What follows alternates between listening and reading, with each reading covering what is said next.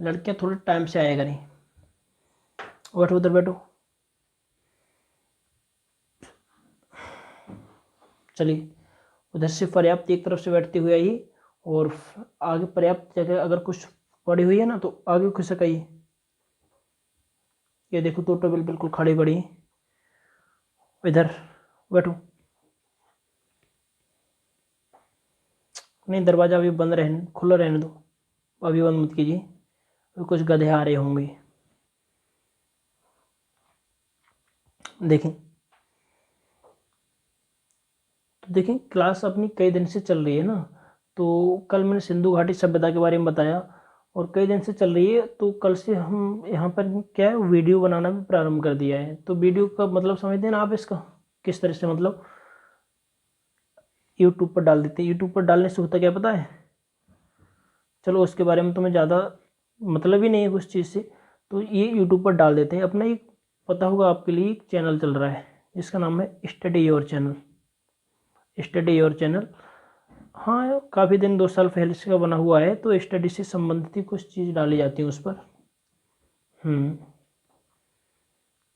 नहीं, दिक्कत कुछ नहीं आई है उसमें। क्या है, अभी फ़िलहाल अंडर रिव्यू में चला गया है। नहीं, मोनेटाइज हो गया था। मोनेटाइज मतलब समझते हैं, हाँ मोनेटाइज हो गया था अच्छी तरह से, और कोई दिक्कत नहीं थी। फ़िलहाल भी कोई परेशानी नहीं है।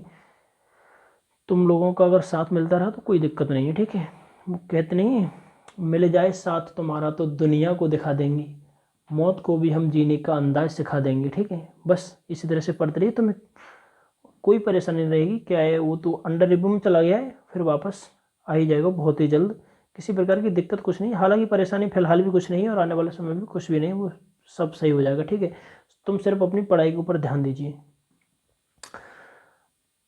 यूट्यूब के बहाने मत रहिए, यहाँ से बनाने के बाद में यूट्यूब पर डाल भी दिया जाएगा तो उसके बहाने मत रहिए ना। जो इस तरह से यहाँ समझ में आएगा, क्या यूट्यूब पर समझ लोगे। यहाँ कोई डाउट है तुम पूछ सकते हो, वहाँ भी वहाँ किससे पूछोगे। वहाँ तो मन में आया तो पढ़ लिया, ना तो बस बैठे ही तो यहीं यहाँ पढ़ी, जब उस पर आने की क्या ज़रूरत रहती है। हालांकि अपलोड कर दी जाएगी, कोई दिक्कत नहीं है। तो देखें, चलो कैमरा ऑन करो, ऑन है पहले से। अरे चलो, तो देखें कल मैंने क्या बताया था, सिंधु घाटी सभ्यता के बारे में बता दिया। जो मोस्ट इम्पोर्टेंट बिंदु थे मैंने बता दिए थे, और कुछ रह गए थे, है ना। देखो हड़प्पा बता दिया था, मोहनजोदड़ो, कालीबंगा भी बता दिया था। हमें इन चीज़ों से क्या क्या साक्ष्य प्राप्त हुए हैं।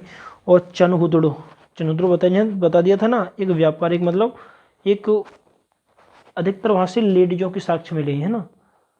और लोथल बता दिया था। लोथल पर आकर जो कल मैंने समाप्त किया था ना, लोथल पर, लोथल कहाँ है, गुजरात में है।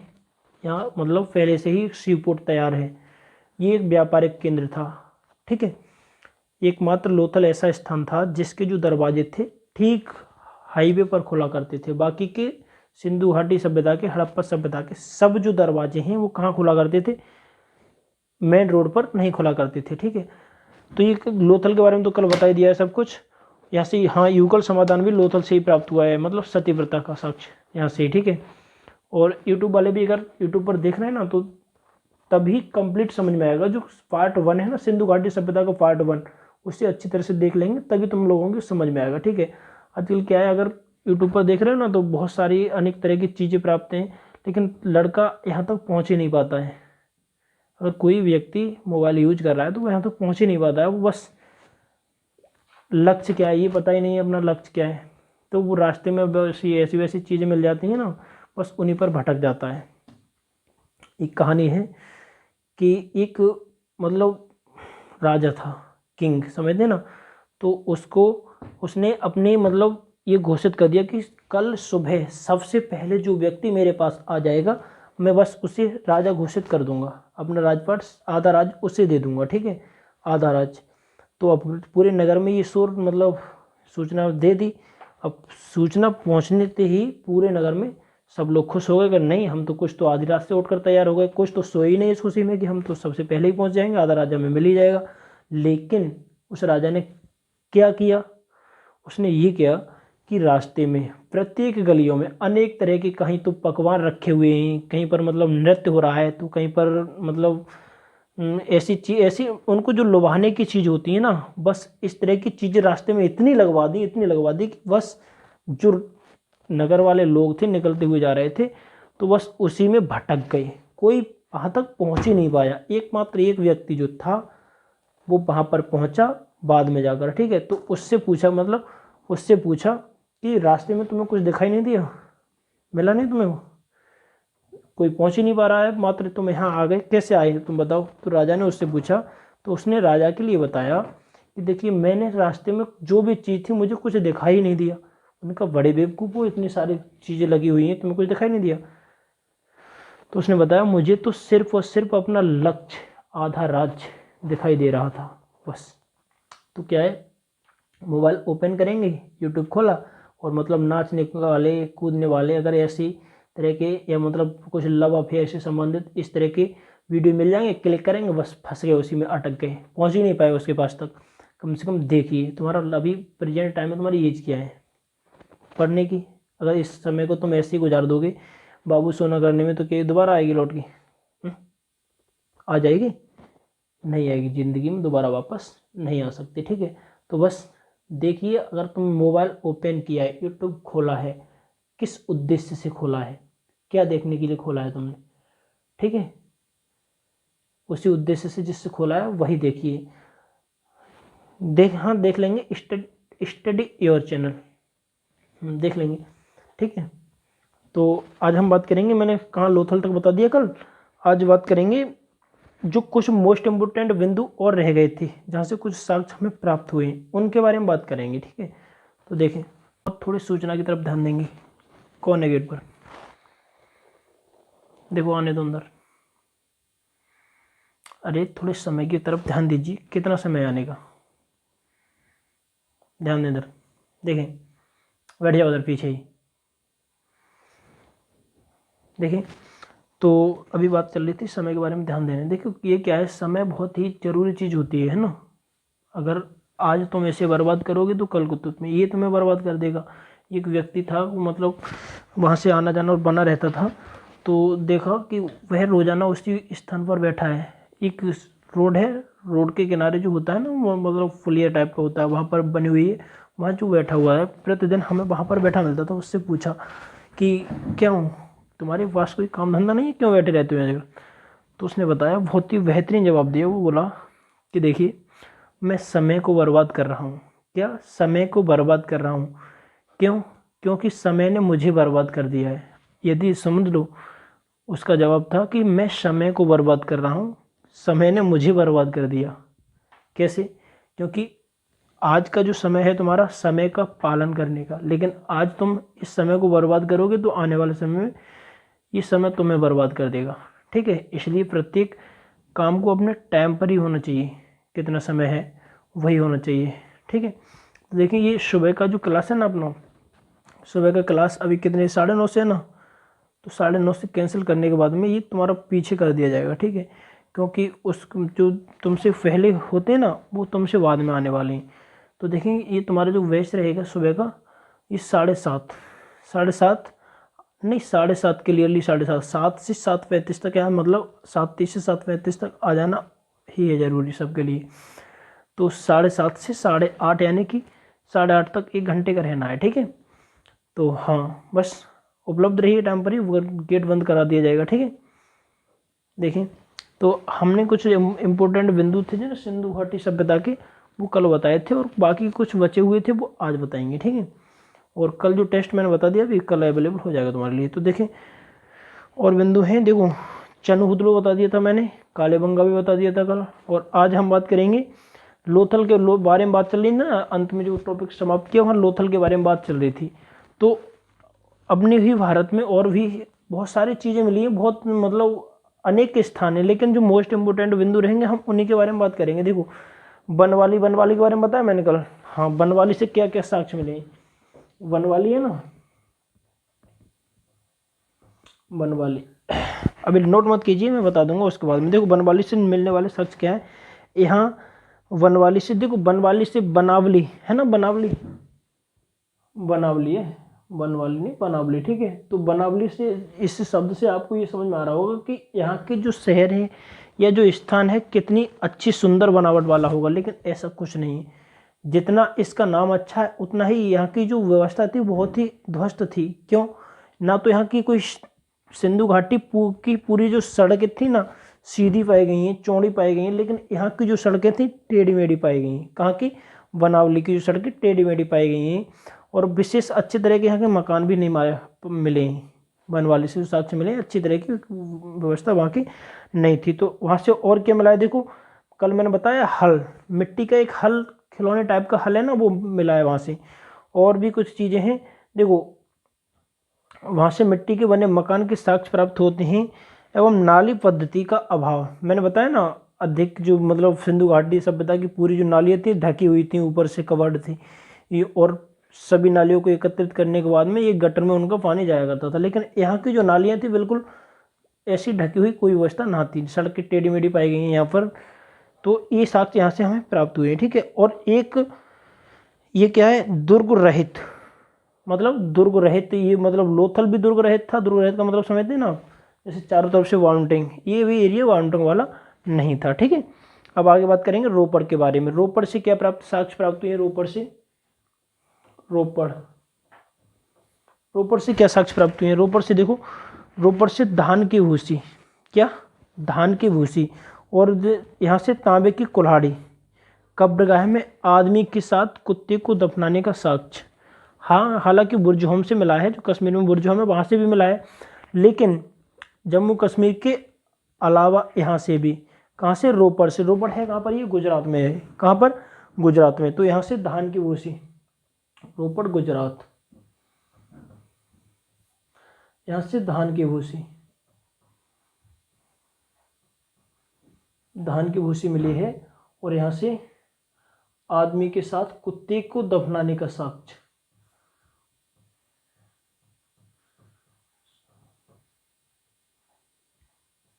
कुत्ते को दफनाना वहाँ से रोपड़ से पाया गया है, ठीक है। और आगे बात करेंगे, अगला बिंदु यहाँ से क्या मिला है हमारे लिए? धावन पात्र, मतलब धोने के कुछ पात्र भी यहाँ से ही प्राप्त हुए। धावन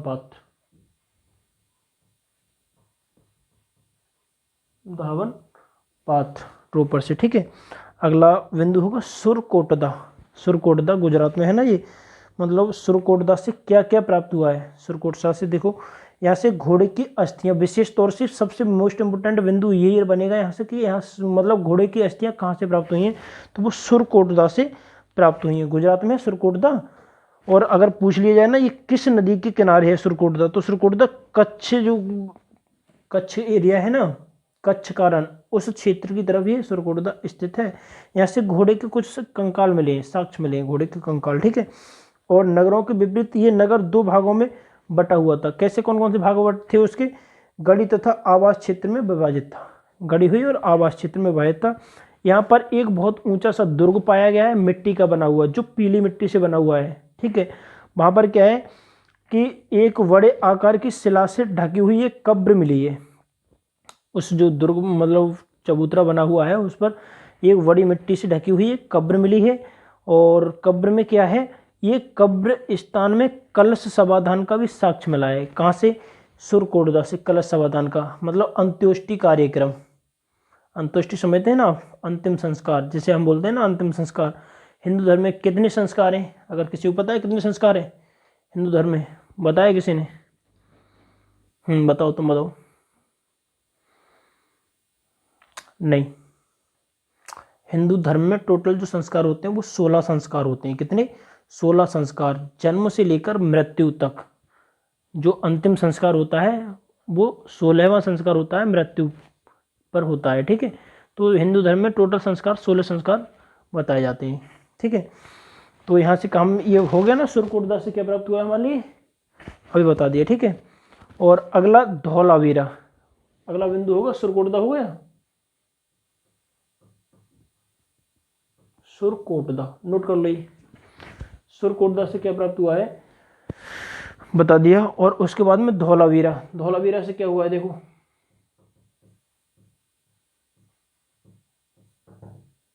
धौलावीरा से प्राप्त होगा कि यहाँ से ना धौलावीरा का शब्द अर्थ होता है सफेद कुआं। इसका शाब्दिक अर्थ क्या माना जाएगा? सफ़ेद कुआं। और यहाँ की जो नगर योजना थी ना, चतुर्भुज के रूप में थी, चारों तरफ से चतुर्भुज के रूप में थी। कहाँ की योजना? धौलावीरा की। तो यहाँ से हुआ यह है कि ये अन्य शहरों की तरह 2 नहीं, अब तो 3 भागों में बटा हुआ था। इसके 2 भागों में मजबूत घेराबंदी थी। यहाँ से 10 चिन्हों का एक अभिलेख मिट्टी का कंघा स्टेडियम का साक्ष्य प्राप्त हुआ है। कहाँ से? धौलावीरा से। ठीक है, मिट्टी का ना ये बड़े से स्टेडियम जिसमें खेल वेल कराए जाते हैं ना, वो भी साक्ष्य कहाँ से प्राप्त हुआ है? धौलावीरा से। ठीक है, और अगला बिंदु रहेगा मीठा दल। मीठा दल का नाम सुना है ना? मीठा दल ये कहाँ है? हरियाणा में। मीठा दल हरियाणा में स्थित है। यहाँ से खुदाई, जो इस स्थान की खुदाई किसने की है? कि इसका जो मतलब वो दिया जाता है ना, सूर्यभान के लिए दिया जाता है, सूरजभान के लिए। ठीक है, कब? सन 1968 ईस्वी में शुरुआत की थी इन्होंने। ये मतलब हर जगह की जो डेट है ना, तुम्हें याद रखने की कोई आवश्यकता नहीं है, बस पहली या दूसरी डेट पूछी जाती है। सन 1921 ईस्वी में दयाराम साहनी के द्वारा कहाँ की गई थी? बताइए। वेरी गुड, हड़प्पा सभ्यता की। कहाँ की? हड़प्पा की खुदाई सन 1921 ईस्वी में। और उसके बाद में जस्ट 1 साल बाद, इधर से बताओ। वेरी गुड, मोहनजोदड़ो की। ठीक है, 1922 में मोहनजोदड़ो की। तो देखें मीठा दल से क्या प्राप्त हुआ है, मैंने अभी बताया ना, प्राक उन्नत तथा वहाँ हड़प्पा संस्कृति के कुछ साक्ष्य देखने को मिले वहाँ से। हालांकि कुछ विशेष साक्ष्य नहीं मिले, एक तांबे की कुल्हाड़ी मिली है मात्र। कहाँ से? हरियाणा के मीठा दल से। ठीक है, अब देखें ये मोस्ट इंपोर्टेंट बिंदु थे इनके। अब हड़प्पा सभ्यता की कुछ विशेषताओं के बारे में बात कर लेते हैं। विशेषताएं क्या क्या विशेषताएं थी इसकी? देखो, तो हड़प्पा सभ्यता की अनेक विशेषताएं ऐसी थी। कैसे? पता है कि वहाँ के जो लोग थे ना, वो समकालीन सभ्यताओं में आद्वितीय स्थान दिलाते रहते थे। और इन विशेषताओं में नगर नियोजन तथा जल निकास प्रणाली एवं कला शिल्प आर्थिक एवं सामाजिक दृष्टि से बिल्कुल ही संपन्न थी। कहाँ की? हड़प्पा सभ्यता की। ठीक है, अब आर्थिक स्थिति के बारे में बात करें ना, आर्थिक स्थिति विशेषताओं में मतलब आर्थिक स्थिति उस समय की कैसी थी इनकी? तो जो आर्थिक स्थिति थी वो बहुत ही मतलब एक तरह से मजबूत नहीं थी, गिरी हुई थी। कैसे? देखो, कृषि में विशेष जानकारी इनके लिए नहीं थी, अधिक तरह की कृषियाँ नहीं किया करते थे वो। कैसे? देखो, सैंधव सभ्यता के, सैंधव सभ्यता सिंधु घाटी सभ्यता के लिए ही सैंधव सभ्यता बोला जाता है। ठीक है, तो सैंधव सभ्यता के जो लोग हैं कृषि के क्षेत्र में विशिष्ट योगदान देते हैं सिंधु सभ्यता के लोग। ठीक है, 2 फसलों की खेती यहाँ मेन रूप से की जाती थी, हल का प्रयोग किया जाता था। जो सिंधु सभ्यता के लोग अगर करते थे ना विशेष तरह से, तो 2 फसलों का योगदान दिया जाता है उनके लिए, लेकिन 9 फसल किया करते थे। वो कौन कौन सी फसलें माने जाती हैं सिंधु सभ्यता के लोग? जैसे देखो, गेहूं है, जौ है।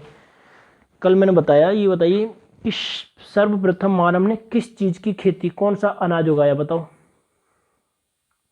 सर्वप्रथम, कहीं की बताओ। गेहूं नहीं, तुम बताइए उधर। जौ।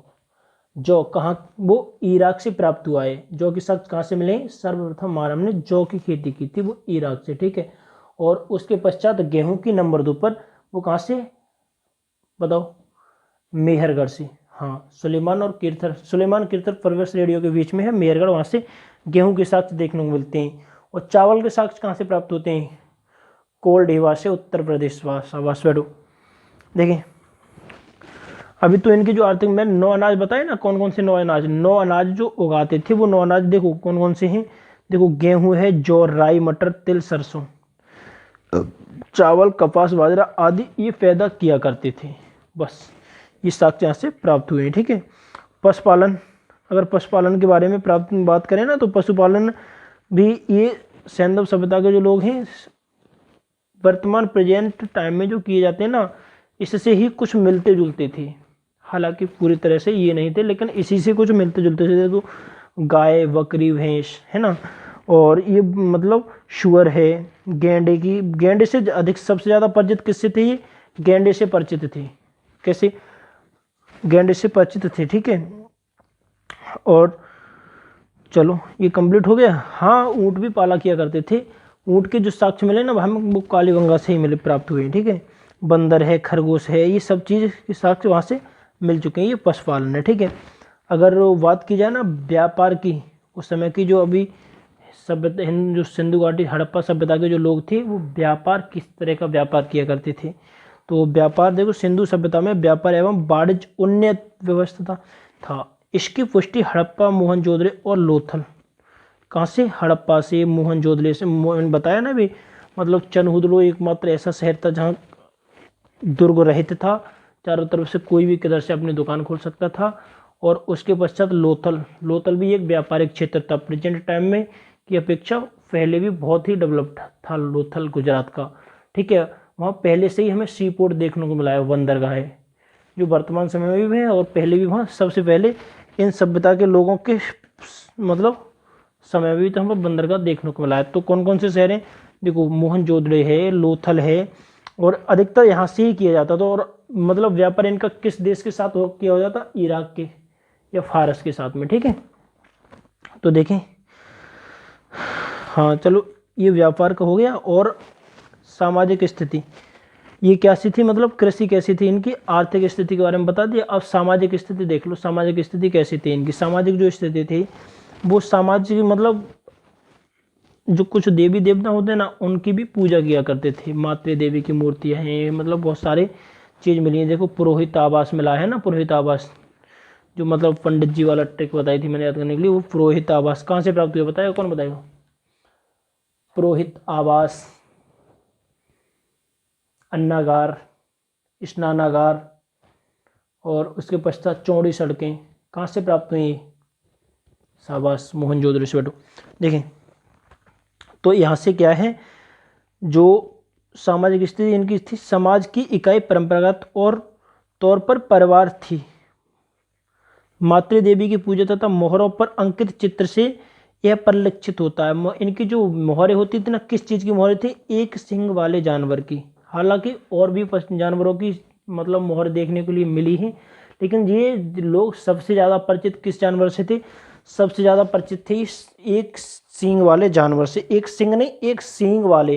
देखो, अगर ये जानकारी नहीं मिल पाई है कि क्या जानवर था वो, ठीक है, बैल है ना, बैल के भी दो सींग पाए जाते हैं, लेकिन इस जानवर की जो इनकी मोहरी जानवर था, हालांकि परिचित बहुत अच्छी तरह से थे ये। क्यों?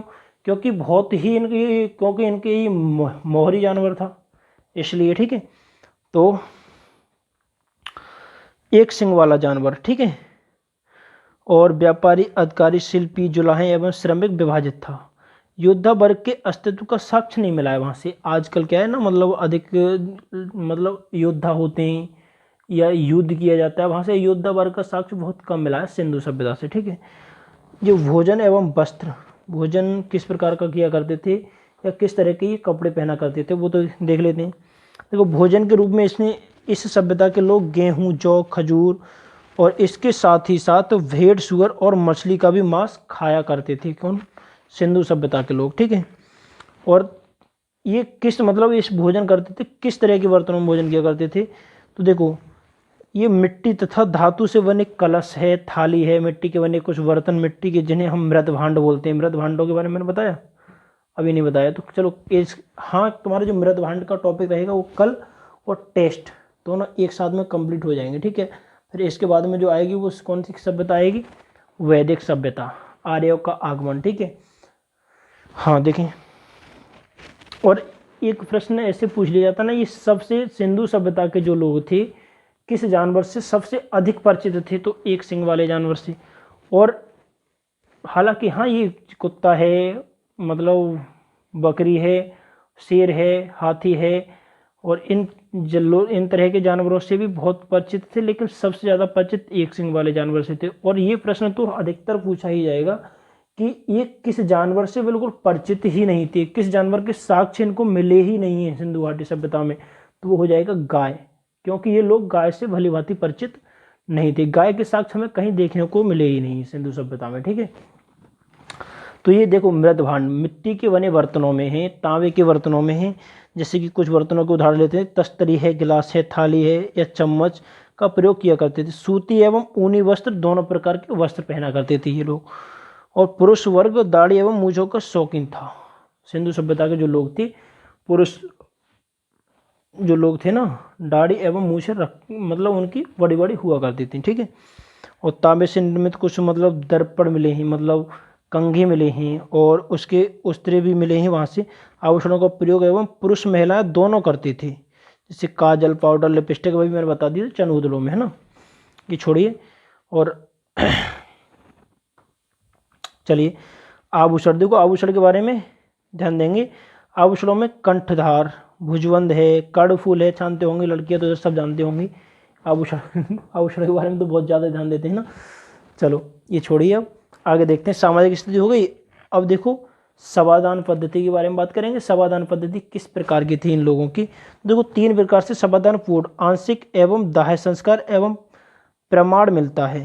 3 प्रकार का प्रमाण मिलता है समाधान पूर्ण, जैसे आंशिक एवं दाह्य संस्कार, ठीक है। पूर्ण समाधिकरण में संपूर्ण सबको भूमि में दफना दिया जाता था। क्रिश्चियन लोग जैसे दफनाते हैं ना, जैसे मुसलमानों में दफनाया जाता है, वो इस तरह से जो इस सभ्यता के लोग थे वो भी दफना दिया करते थे। कैसे, देखो आंशिक समाधिकरण में पशु पक्षियों के बाद अवशेष को भूमि में दफना दिया जाता था। दाह्य संस्कार में सबको पूर्ण रूप से जलाकर उसकी भस्म को भूमि में गाड़ा जाता था, है ना। सब जो है ना दफनाने का मतलब क्या हो, समाधिकरण का मतलब समझ लो ना। समाधि कैसे ली जाती है। हाँ, किसी नहीं, कोई जीवित व्यक्ति होता है, महात्मा होते हैं, मतलब जो समाधि लेते हैं वो किस तरह से लेते हैं, जमीन के अंदर गड्ढा करेंगे, अपने आप को उसमें, मतलब मिट्टी नहीं, इस तरह से जब ताबूत में रख के क्रिश्चियन लोग दफनाते हैं ना, उस तरह से समाधि ले लेते हैं। तो समाधिकरण का मतलब सिर्फ सीधा उसी से हो जाएगा। समाधिकरण का मतलब सबको सुरक्षित दफना देना, ठीक है। और मतलब अगला क्या बताया मैंने अभी, दाह्य संस्कार। दाह्य संस्कार में समझते होंगे जैसे अपने हिंदू लोग करते हैं, जलाने के बाद में सबको जो होता है ना, राख होती है, उसके लिए मिट्टी में दफना दिया करते थे, अंदर डाल दिया करते थे, ठीक है। भूमि में गाड़ा जाता था। और पुरुषों महिलाओं दोनों की शवाधानों में आभूषण मिले हैं। तो यहाँ से हमें ये भी प्राप्त होता है, आभूषण का मतलब समझ दो, कुछ गहने प्राप्त हुए हैं, जिनके सब है ना दबने हुए सब है, वहाँ से जब खुदाई की गई तो कुछ आभूषण भी प्राप्त हुए हैं। हड़प्पा के एक कब्रिस्तान में एक पुरुष की खोपड़ी के समीप शंख के 3 छल्लों जिस पर मनके तथा सैकड़ों सूक्ष्म मनकों से बना एक आभूषण मिला है। छोटे छोटे मनके फिरोए हुए हैं उसमें, और जो मनके होते हैं ना मूंगे टाइप के, समझते होंगे ना, वो फिरे हुए हैं, खोपड़ी के बराबर से प्राप्त हुआ है। तो ये हमें इस बात का संकेत देता है कि जो पहले के लोग थे, जब उन्हें दफना दिया जाता था तो उनके सिर में, मतलब गले में कुछ डाल के दफनाया जाता होगा, ठीक है। और देखिए कुछ स्थानों पर मृतकों के तांबे के दर्पण के साथ दफनाया गया है। जो मृतक लोग थे ना, उनको तांबे के दर्पण के साथ में दफनाया गया, जो परलौकिक जीवन में विश्वास को दर्शाता है। वो ये कहते थे कि यहाँ से मतलब अगर तांबे के दर्पण के साथ में व्यक्ति को दफना दिया जाएगा तो सीधा परलोक के लिए सिधार जाएगा, ठीक है। ये मानना उन लोगों का था। हालांकि ऐसा कुछ होता नहीं होगा, लेकिन फिर भी ये बताया जाता है तो मान लेते हैं। फिर भी देखो हड़प्पा दुर्ग के दक्षिण पश्चिम में स्थित कब्रिस्तान को एच कब्रिस्तान का नाम दिया गया है, ठीक है। मैंने अभी बताया ना RS-37 के बारे में। तो लोथल से प्राप्त एक कब्र में सबका सिर पूर्व एवं पैर पश्चिम की ओर, सबके शरीर करवट लिए हुए लटाया गया है। देखो यहाँ से हमें ये प्राप्त होता है कि जो सिंधु सभ्यता के लोग थे ना, वो किस तरह से दफनाते थे मृतकों के लिए, किस तरह से जलाया करते थे या दफनाते थे। तो देखो चुंबक का दिशा पता है ना आपके लिए। चुंबक ये एरोप्लेन होते हैं या शिप, मतलब सीज होते हैं जल में, वो दिशा दर्शाने के लिए किस चीज़ का प्रयोग करते हैं, चुंबक का प्रयोग करते हैं। दोनों तरफ से नुकीली चुंबक होती है ना, उसका प्रयोग करते हैं। तो उस चुंबक में चुंबक कौन कौन सी दिशा दर्शाती है बताओ। उत्तर दक्षिण, हाँ सही है, वेरी गुड। उत्तर दक्षिण, उत्तर दक्षिण। अब देखो दक्षिण उत्तर कह देंगे फिर भी सही है, चुंबक की दिशा दोनों होती है ना, उत्तर दक्षिण और दक्षिण उत्तर दोनों सही है। लेकिन किसी के मुंह से ये नहीं निकलेगा कि दक्षिण उत्तर, हर व्यक्ति के मुंह से ये निकलना ना उत्तर दक्षिण। तो चुंबक की जो दिशा होती है उसी तरह से, अब अभी अगर तुम्हें बता दिया है कि उत्तर दक्षिण, उत्तर से दक्षिण, उत्तर की तरफ सिर और दक्षिण की तरफ पैर करके दफनाया करते थे, तो भूल जाओगे। तो यहाँ से याद रखिए चुंबक, ठीक है। चुंबक की दिशा क्या होती है, कितना भी कहीं को घुमा दीजिए आप ना, फिर भी वो लौटकर वहीं आ जाएगी, उत्तर दक्षिण, ठीक है। तो यहाँ से ये हमें जानकारी मिलती है कि सिंधु सभ्यता के जो लोग थे अधिकतर शवों के लिए उत्तर से दक्षिण की तरफ दफनाया करते थे। उत्तर की तरफ सिर की और दक्षिण की तरफ पैर की, ऐसे दफनाया करते थे, ठीक है। तो देखिए सुरकोटदा से अंडाकार शवगृह के अवशेष मिले हैं। जो सुरकुंडा है ना, वहाँ एकमात्र ऐसा स्थान है जहाँ से मतलब सबके लिए गोल करके दफनाया गया है अंडाकार स्थिति में, ठीक है। अंडाकार स्थिति समझते हैं ना, उसी तरह से दफनाया गया है, ठीक है। अब देखो मृदभांड के बारे में तो मैं कल बताऊंगा क्लियरली, क्योंकि कई तरह जगह से मृदभांड मिले हैं ना, तो उसी तरह से उठा के बताएंगे, ठीक है। अब देखो कला एवं शिल्प के बारे में बात कर लेते हैं। सिंधु सभ्यता के जो लोग थे किस कलाओं से संबंधित मतलब परिचित थे, या कौन कौन सी कला उनको आया करती थी। तो देखें उनको कला कौन कौन सी आती थी, देखिए ध्यान देंगे। प्राचीन संस्कृतियों में कला एवं शिल्प दोनों को एक दूसरे से संबंध, कला एवं संस्कृति दोनों का एक दूसरे से संबंध बताया गया है। तो इस काल की जो कला थी ना, इसका अपवाद नहीं है, बिल्कुल भी अपवाद देखने को नहीं मिलता है। इस सभ्यता के अंतर्गत हमें विभिन्न प्रकार के काल रूप मिलते हैं, जैसे कांस्य कला है, और उसके बाद में मूर्तियां कला है, मन का निर्माण है तथा मोहर निर्माण है। मनकों के निर्माण में कर्लियां जैस्पर ऐसी अनेक चीज़ों को, या सेल खड़ी है, कांसे सोने एवं चांदी की धातुओं का निर्माण है। तो ये कला एवं शिल्प थी इन लोगों की। जैसे मन के होते हैं ना, मतलब जो होते हैं घड़ा, मिट्टी के घड़े बने हुए होते हैं ना, जिसमें आदि मानव ने मतलब सिंधु सभ्यता के लोगों ने कुम्हार देखा ना, जो गोल गोल चाकू घुमाता है, जो तो अंतिम आकार क्या दिया, घड़े का रूप दे दिया। अब मन का क्या होता है, मन का जो होता है जो बाहर से डिजाइनिंग होगा, बाहर से उसके ऊपर कुछ छपा होगा, तो वो ये भी एक कला के ही अंतर्गत आता है, ठीक है। देखो हाँ, केवल मृदभांड छोड़ देंगे। मृदभांड और कल का जो टेस्ट होगा तुम्हारा सिंधु घाटी सभ्यता का और पुरातात्विक मतलब पुरापाषाण काल का, वो सब इसी के अंतर्गत आ जाएगा। कल ही बता दूंगा मैं, हो जाएगा, ठीक है। तो अब बात कर लेंगे मृद मूर्तियाँ, है ना। मृदभांड को छोड़ के मृद मूर्तियाँ देखेंगे। मृद मूर्तियाँ मतलब किस तरह की ये मूर्तियाँ, मिट्टी, मृद मूर्तियों का मतलब समझते हैं ना, मिट्टी की बनी हुई मूर्तियाँ। मृद मरी हुई मूर्तियाँ नहीं, मिट्टी की बनी हुई मूर्तियाँ। या मृद किन किन चीज़ों की मिट्टी से इन्होंने मूर्तियाँ बनाई, देखो देखें। तो मिट्टी से निर्मित आकृति को इनको इन्हीं के लिए कहा जाता है। जैसे देखो वैल है, भैंसा है, भेड़ बकरा, बाघ, सुअर, गेंडा, भालू, बंदर, मोर, तोता, बतख एवं कबूतर की मूर्तियाँ मिली हैं। मानव मूर्तियाँ ठोस हैं, जो मानव की मूर्तियाँ बनी हुई हैं ना, वो ठोस बनी हुई हैं। लेकिन पशु और पक्षियों की जो मूर्तियाँ बनाई हैं इन लोगों ने खोखली बनाई हैं। मिट्टी की जो मूर्तियाँ बनाई खोखली बनी हुई हैं। नर एवं नारी की मूर्तियों में सर्वाधिक नारी की मूर्तियाँ मिली हैं। नर एवं मनुष्य, जो आदमी की मूर्ति बहुत कम देखने को मिली, लेकिन औरतों की, नारियों की मूर्तियाँ बहुत ज़्यादा देखने को मिली है। कुत्ता, हाथी, सुअर, खरगोश, गिलहरी, सर्प, कछुआ, गिलहरी है, सर्प है, कछुआ है, और घड़ियाल, गौरैया, मुर्गा, चील, उल्लू की भी मूर्तियाँ देखने को मिली है। गाय और घोड़े की मूर्तियों का अभाव है। घोड़े के साक्ष्य तो मिले हैं, लेकिन गाय का तो साक्ष्य देखने को ही नहीं मिलता है सिंधु घाटी सभ्यता में, बिल्कुल बहुत ही कम है ही नहीं, परिचित ही नहीं थे गाय से तो ये लोग। हालांकि इन्हें जानकारी नहीं हुई गाय के बारे में, माना ये जाता है, लेकिन समझ में ये नहीं आता कि जब गाय से ये परिचित नहीं थे तो ऊपर बैल का साक्ष्य दिया है, कहाँ से आ रहा है। होंगे 1 या 2%, बहुत कम, ना के समान, ठीक है। गाय से बिल्कुल बहुत, देखो गाय तो बहुत ही अच्छा जानवर है, क्योंकि उसकी मतलब जो होता है ना, उससे हम उबली भी बना सकते हैं। गाय का दूध होता है अमृत के समान माना जाता है। तो फिर क्योंकि ये परिचित ही नहीं होंगे उससे, ठीक है। तो ये अनुमान लगा सकते हैं, सिर्फ अनुमान, ठीक है। तो इस मिट्टी की मूर्तियों में का निर्माण चिकोटी पद्धति से किया गया था। जो सब मूर्तियाँ बनाई गई ना नर नारियों की या पशु पक्षियों की, वो किससे, चिकोटी पद्धति से बनाई गई हैं। किससे, चिकोटी पद्धति, नोट कर लेंगे, चिकोटी पद्धति के द्वारा मिट्टी की मूर्तियों का निर्माण किया, ठीक है। अब देखो धातु, कुछ धातुओं की भी मूर्तियाँ मिली, जैसे तांबा है, चांदी है, मतलब अनेक तरह के, जो कांसा है। सबसे तो कांसा की मूर्तियाँ अधिक देखने को मिली है, मैंने अभी बताया ना।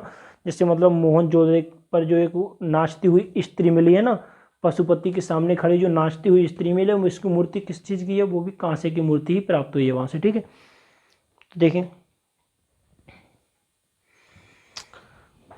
आगे, देखें धातु मूर्ति भी देख लें। धातु की बनी मूर्तियों को मोहनजोदड़ो, लोथल, चनूद्रो एवं कालीबंगा से प्राप्त हुआ है। कहाँ से हुई है धातु की मूर्ति, यहाँ से जो मोहनजोदड़ो है, कालीबंगा है या चनूद्रो, यहाँ से ज़्यादातर मिली है। नृत्य की कांस्य मूर्ति को गले में कंठहार सुशोभित सहज भाव से नृत्य करती हुई चूड़ियों से भरा बायां हाथ जांघ पर तथा दाहिना हाथ जो है चूड़ियों और कंगनों से भरा हुआ कमर पर टिका हुआ है। इसका मतलब नाचती हुई मुद्रा में, है ना, नाचती हुई मुद्रा में एक हाथ चूड़ियों से भरा हुआ है, दूसरा हाथ जंघा पर लगा हुआ है और दूसरा हाथ, एक हाथ कमर पर लगा हुआ है। तो कांसे की जो मूर्ति बनी हुई है उसके हाथ में चूड़ियाँ पड़ी हुई हैं, नाचती हुई मुद्रा में पाई गई है, पशुपति के सामने पाई गई है। ठीक है, तो ये किसकी मूर्ति थी? धातु की मूर्ति, कांसा की मूर्ति है। ठीक है, और इसके पश्चात अब बात करेंगे ना लिपि के बारे में, देख लेते हैं लिपि।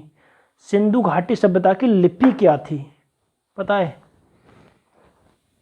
कौन सी लिपि में लिखी है ये किस लिपि का प्रयोग करते थे? अपनी जो भाषा है क्या है? हिंदी है। हिंदी भाषा तो हिंदी है, हम भाषा हिंदी बोलते हैं, लेकिन लिपि तो हिंदी नहीं है। लिपि तो इसकी क्या है? देवनागरी, है ना। इस तरह से ये लोग किस लिपि का प्रयोग किया करते थे, बता सकता है कोई? इनकी जो लिपि है समझ में ही नहीं आई है, किस लिपि है। ठीक है, आज तक उसे पढ़ा ही नहीं जा सका। तो देखें, फिर भी बता देते हैं कि इस काल के लोगों ने लेखन कला का आविष्कार किया। सिंधु लिपि में 65 मूल चिन्ह, 65 मूल चिन्ह। इस लिपि को पढ़ा नहीं जा सका, लेकिन आज भी ये लिपि अपने देश में बहुत अधिक मात्रा में प्रयोग की जाती है, सिंधु घाटी सभ्यता की लिपि। अब सोच रहे होंगे जब इसे पढ़ा ही ना जा सका तो फिर प्रयोग कैसे की जाती है? देखो, जो नर्सरी क्लास के बच्चे होते हैं ना, इनकी जो लिपि थी, जैसे भीमबेटका से कुछ प्राप्त हुआ, कल बताया मैंने भीमबेटका से क्या है? गुफा शैल चित्र, गुफाओं में शैल चित्र बने हुए हैं। और इसी तरह की इनकी जो लिपि क्या है? इनकी लिपि भाव चित्रात्मक लिपि, चित्र को देखकर उसके भाव के आधार पर अर्थ निकालना। जो नर्सरी के बच्चे होते हैं ना, उनके लिए जैसे मतलब ए फॉर एप्पल, फिर एक बड़ा सा फ्रूट बना दिया जाता है, बी फॉर वॉल, एक फुट मतलब वॉल बना दी जाती है, तो वो समझ जाते हैं। उनको अगर किसी से पूछा जाए ना ये एप्पल की मीनिंग क्या है बेटा, तो बताओ, नहीं बता पाएगा, लेकिन उसे दिखा दो तुरंत पहचान लेगा ये एप्पल है, ये आम है, ये सब समझ जाता है। ठीक है, तो ये भाव चित्रात्मक लिपि थी। कौन सी? भाव चित्रात्मक लिपि सिंधु घाटी सभ्यता की। ठीक है, तो अब देखें, ये लिपि के बारे में बात हो गई, धातु मूर्तियाँ सब कंप्लीट हो चुका है। अब बात कर लेंगे हम यहाँ के जो सिंधु घाटी सभ्यता के लोग थे, माप तोल कैसे किया करते थे? नाप मतलब किसी चीज़ को तोलना है या किसी चीज़ को नापना है, कैसे नापा करते थे? तो सिंधु घाटी सभ्यता के जो लोग थे वो नाप तोल का काम कैसे किया करते थे? ठीक है,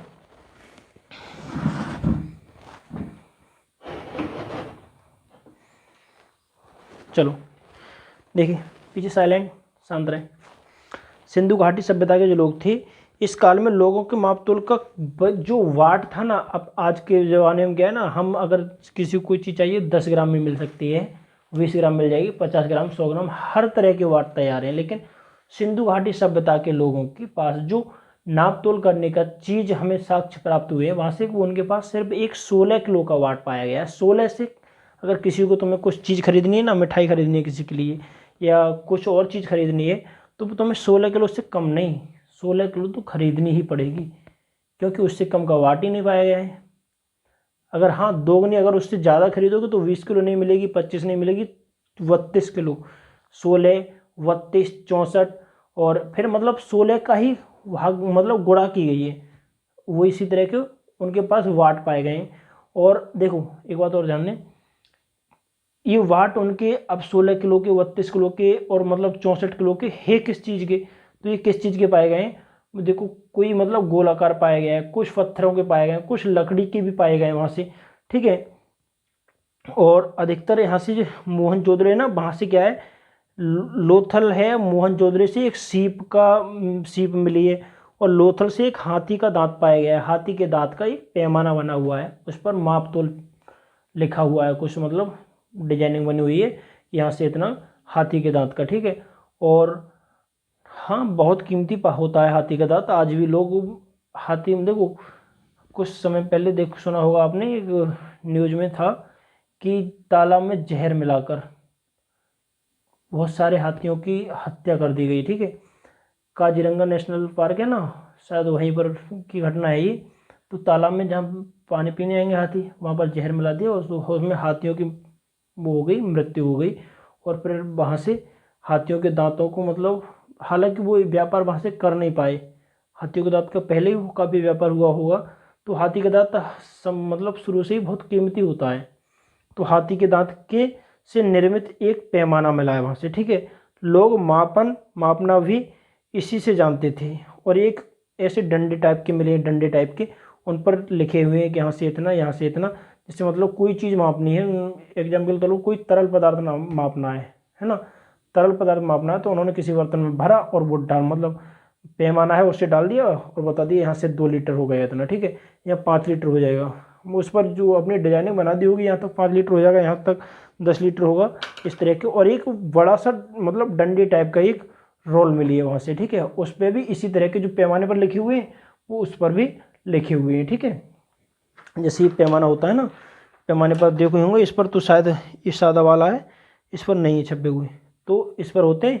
उन्होंने माप के देखिए कि यहाँ तक किस मतलब बर्तन का आकार क्या है, और उसमें ये कितना हो जाएगा, यहाँ तक 5 लीटर हो जाएगा, यहाँ तक 10 हो जाएगा, इस तरह से माप तोल पाई गई है उनकी, ठीक है। अब देखो मोहर, मोहर के बारे में बता दिया मैंने कि इनकी जो मोहरी जानवर था वो एक सिंग वाला था, और हालांकि उसके अतिरिक्त और भी कई जानवरों के मोहर पर चिन्ह पाए गए हैं, जैसे देखो हाथी है, गेंडा है, हिरन है, बकरी एवं इनके चित्र भी देखने को मिल गए हैं, ठीक है। और धार्मिक स्थिति तो मैंने अभी ऊपर बता दिया कि किस तरह की मतलब पूजा किया करते थे, सामाजिक स्थिति और धार्मिक स्थिति के बारे में, मतलब धर्म को भी मानने वाले लोग थे, ठीक है। तो बस कंप्लीट हो चुका है, और इसके बाद कल बिल्कुल ख़त्म कर देंगे, ठीक है। अब सिंधु घाटी सभ्यता का पतन कैसे हुआ, ये मतलब नष्ट कैसे हो गई सिंधु घाटी सभ्यता, मृत भांड को कंप्लीट करने के बाद में तभी इसे समाप्त करेंगे। अगर अभी समाप्त कर देते तो मृत भांड अंदर रह जाएंगे पड़े हुए, उन्हें कौन उठा के लाएगा, ठीक है, वो भी तो उठाने हैं ना। तो मृत भांड को कल कंप्लीट करके और फिर उसके बाद में तुम्हारा टेस्ट दे दिया जाएगा, टेस्ट अवेलेबल रहेगा, यहाँ से मैं प्रिंटेड करा दूंगा, और प्रिंटेड कराने के बाद में तुमको एक एक रेफर दे दिया जाएगा सबको, रेफर फिर वो यहीं करना है, जो उसका समय होगा मात्र 5 मिनट का या 10 मिनट का समय दे दिया जाएगा, बस यहीं करना है। नहीं, नॉर्मली प्रश्न होंगे जो तुम्हें बताया, सब प्रश्न जो कल पढ़ाया आज पढ़ाया है, और मैं जो कल पढ़ाऊँगा उसी से संबंधित प्रश्न होंगे उसमें, ठीक है। और किसी को कोई किसी प्रकार की दिक्कत हो तो बता सकते हैं। समय पर्याप्त हो चुका है, चलो ध्यान देंगे। समय का पता है ना कितना टाइम है, 7:30 से 8:30, ध्यान रखेंगे, और लेट नहीं होना चाहिए। एक बात का हमेशा याद रखें, अगर समय को तुम बर्बाद करोगे तो ये आने वाले समय में तुम्हें समय बर्बाद कर देगा। समय किसी का इंतजार नहीं करता है, ये जो समय अभी गुजर गया वो दोबारा ज़िंदगी में लौटकर वापस कभी नहीं आएगा, ठीक है। तो बस आज के लिए इतना ही पर्याप्त है। चलिए उधर से दरवाज़ा खोलो।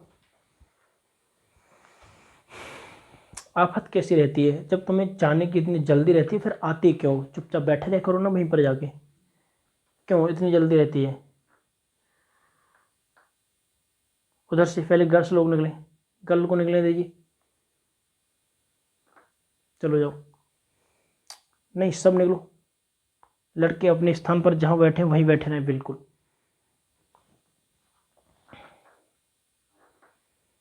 नहीं, जब तक बोला नहीं जाएगा तब तक नहीं उठेंगे बिल्कुल।